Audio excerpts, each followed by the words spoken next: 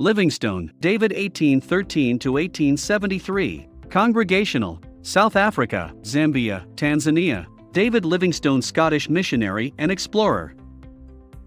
He first came to South Africa in 1841 to found a mission station among the Quina of Sechel. Tired of working in one place, in the late 1840s he explored northern Botswana in search of new mission fields. In 1851 he reached the Zambezi River where he met the Kololo King Sebitwane.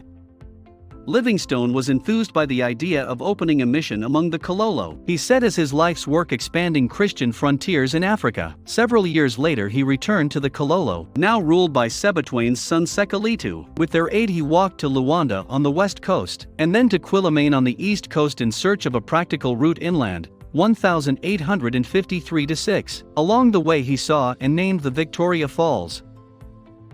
Livingstone returned to Britain to find his travels had caused a sensation, and he used his new fame to promote British interest in the Zambezi region. His lectures inspired the immediate founding of the university's Mission Society. His own London Missionary Society launched missions to the Kololo and to the Ndebele of Mzilikazi. Royalties from his popular book, Travels and Researches, 1857, made him independently wealthy and enabled him to resign from the London Missionary Society.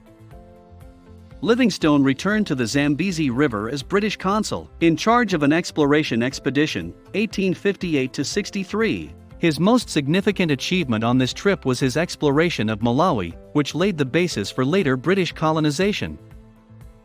During his last major expedition, 1866–73, Livingstone traveled through western Tanzania, eastern Zaire, Malawi and Zambia. He resolved some questions about the source of the Nile and Congo rivers, but his real achievement was to publicize these regions to the outside world. His somewhat exaggerated descriptions of the slave trade encouraged European intervention and eventual occupation of Eastern Africa. His reputation in Europe was boosted tremendously by Henry Stanley, who visited him at Lake Tanganyika, 1871, and then returned home to portray him as a martyr in the cause of African redemption. After his death, his body was returned to England by several African employees, the final touch to his legend. David Livingstone awakening the Western world to Africa. Evangelical milieu of the mid-19th century. Livingstone's African career covers the middle years of the 19th century, from 1841 to 1873. It is not insignificant that this period is almost coextensive with the secretariat of Henry Venn at the Church Missionary Society. Despite the obvious differences of upbringing and churchmanship, and their different spheres of operation, there is a remarkable similarity between the two men in their view of the missionary task and their understanding of its relation to human society. The period of their activity began as missions had become accepted in the public mind as a beneficent operation, and established in all church thinking as a necessary one. No longer, as in earlier days, were missionaries assumed to be fanatics, sectarians, or subversives, nor were missions as uncertain of any solid, practical results. When Livingstone and Venn died, a new missionary period was dawning in which a tidal wave of eager young people and a host of new agencies would seek the evangelization of the world. When Livingstone and Venn began their work, a new consciousness of Africa was dawning in Britain, the first industrial nation, conscious as it was of a need for new raw materials and markets, and of a surplus population. But official policy recoiled from expensive commitments and acquisitions of territory overseas. When their work was ended, the high imperial period was already at hand, when the Western powers would divide Africa among them and establish their hegemony over the rest of the world. They began their mission in a society where energetic Christian commitment was associated with strong sentiment against slavery and in favor of humanitarian causes, and where evangelical values counted in the nation as never before or since.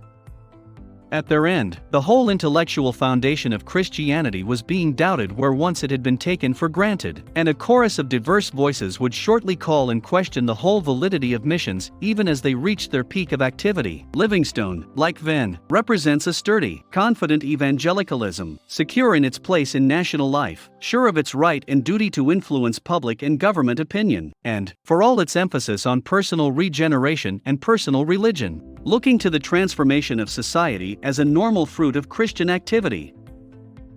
David Livingstone, the E was added later, was born in 1813 in Blantyre, Lanarkshire, Scotland. The family was of Highland origin, and an incidental remark by Livingstone that at times within his family tradition the Highlanders, were much like the Cape Kaffirs. 1. Reflects a consciousness seen in other 19th century Scots missionaries that the African present had much in common with the recent past of Scotland. The family was poor, but valued learning. David worked in a cotton spinning factory from the age of 10, and at the factory school laid the foundation of a sound, though never a learned, education. His home was devout after the best model of traditional Scottish Calvinism, but he had no inclination for scholastic theology, and his intellectual curiosity and interest in science raised fears of his departing from the faith. Many major figures of the period were convened through reading Wilberforce's Practical View. Livingstone was punished for refusing to read it. He did, however, read the works of Thomas Dick, 1774 to 1847, which proclaimed the harmony of science and faith, and the evangelical experience of conversion followed. His interest in China was kindled through the writing of Karl Gutzlaff, and he determined to serve in China as a medical missionary, a designation then newly developed with China specifically in mind. Factory work paid well enough to enable him to devote part of the year to the study of medicine, Greek and divinity in Glasgow, and to qualify in 1840 as a medical practitioner. In the meantime, he had been accepted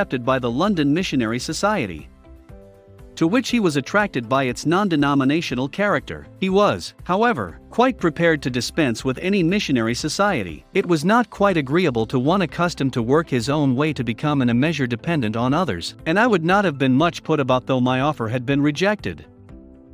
Thank you for watching. Please share and subscribe.